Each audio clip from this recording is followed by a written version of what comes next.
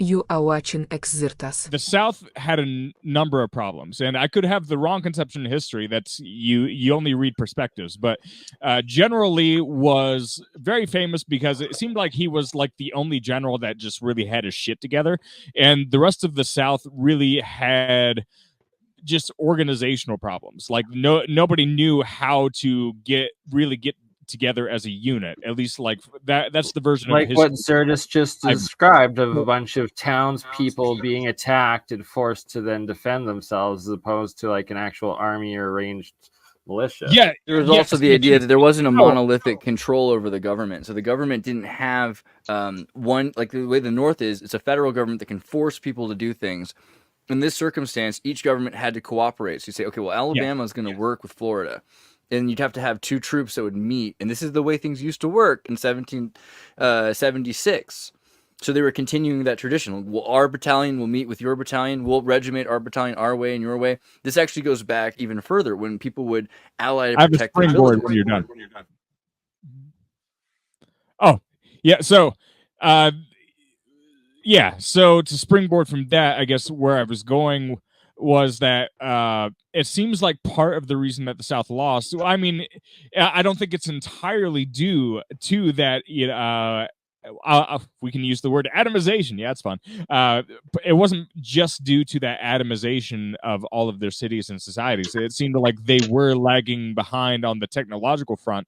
On the technological front, and they possibly could have organized better, but no, the South had far superior technology. So the South had submarines, the South had airships, the South had inconceivably advanced technology century ahead.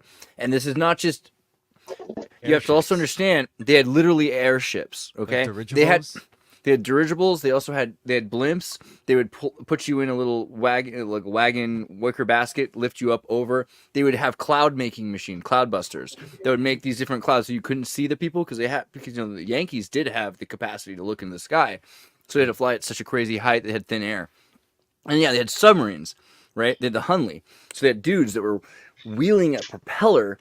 13 guys in a ship that were going. This is like the things that the South had. Because they had Dutch that were in Alabama. That's why this actually triggered me. Because Alabama is where a lot of this technology came from. Because they were so advanced. And the Dutch, you have to understand, you had atheists, Arabs, Jews. Like the South was this diverse quilt of all of these people. They had Lebanese and all these. So they had amazing capacity to work with technology and to fuse it together. This is why jazz and rock and all this crazy music came from that place. Because it's every culture fused together and working together.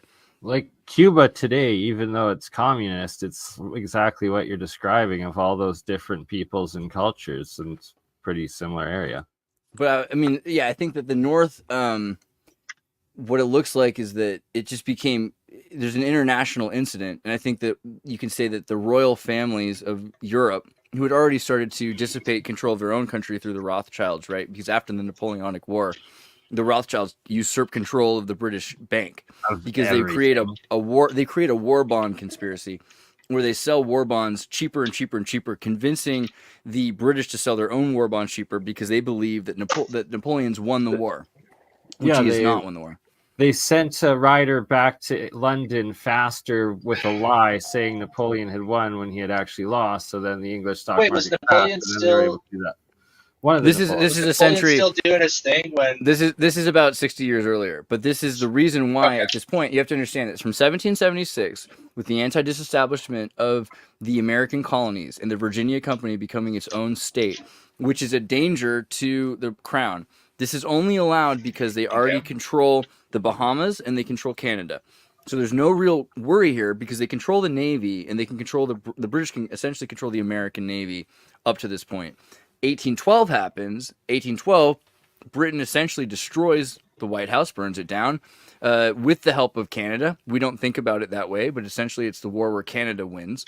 And the United States pushes them off because of the fact that we're quilted. So they're like, okay, we've destroyed their headquarters. Wait, that doesn't work because the Americans don't really have a headquarters. There's no, like, the idea of having a president is even new at this point because they've had presidents of Congress. Then 1865 rolls around. The Confederacy says, look, we've always been a good trading partner with you, Britain. Let's work together. Britain thinks to itself, here's our chance. We can take back the United States finally. And this is the major war for the control and the conquest of the Western Hemisphere by the Brits. And then they had already been bought out by the Rothschilds at that point, or it was right after. By that point, the Rothschilds had bought them out. But the thing is, the royal families are still essential to it. But that's what it's all about. Is the crown is so huge, and everybody sees it as the royals, and yes, it's them a bit, but behind that, it's actually still the Rothschilds that own them and everything else. Well, at least owning what wealth is, because the idea of the power, the right of Melchizedek. So the Rothschilds are the red shield, and they imagine themselves to be the right of Melchizedek, so they can control all tithing, all of the economy, really, at the end of the day. That's the idea.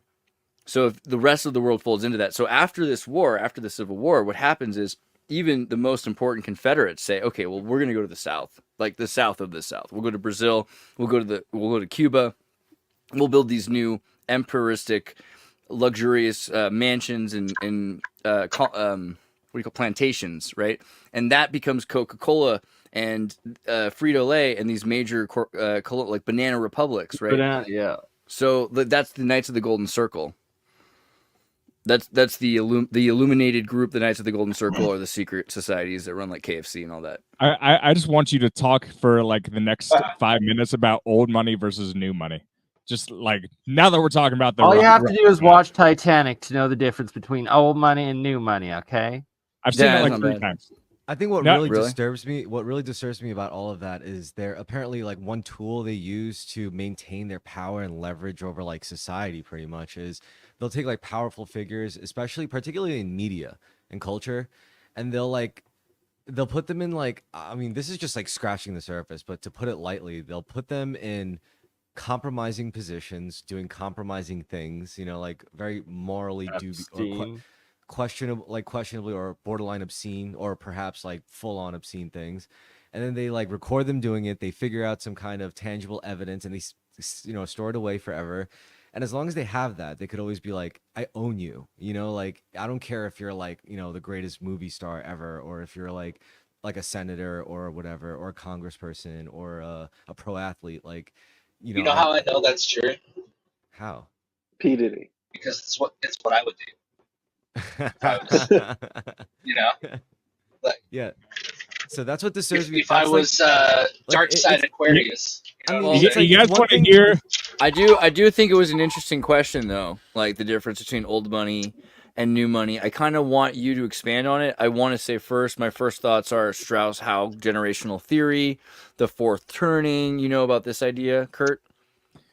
I've heard about the fourth turning, but I've never had it explained.